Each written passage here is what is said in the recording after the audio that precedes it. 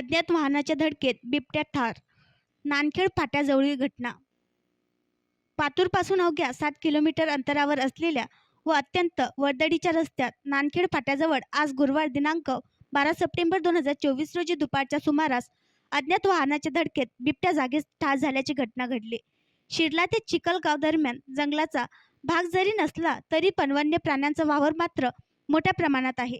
अनेक वेळा रस्ता ओलांडताना हरिण, नीलगाई व रानडुक्कर असे अनेक वन्यजीव रस्ता पास करताना अनेक छोटे मोठे अपघात झालेले आहेत. तर प्राण्यांमुळे अपघात होऊन काहींनी आपले जीव सुद्धा गमावले आहेत.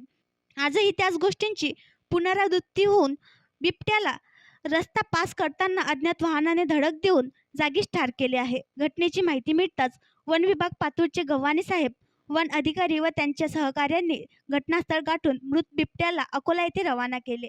घटनेची पुढील कारवाई काय झाली ही मात्र घटना लिव्हस्तोवर कळू शकली नाही.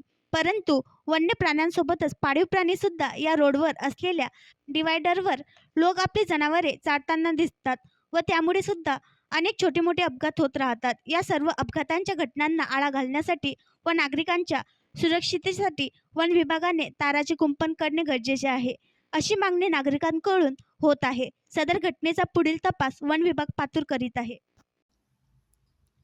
आणखी नवीन व्हिडिओ पाहण्यासाठी आमच्या देशमुख एक्सप्रेस न्यूज चॅनलला सबस्क्राईब करा, लाईक करा आणि शेअर करा.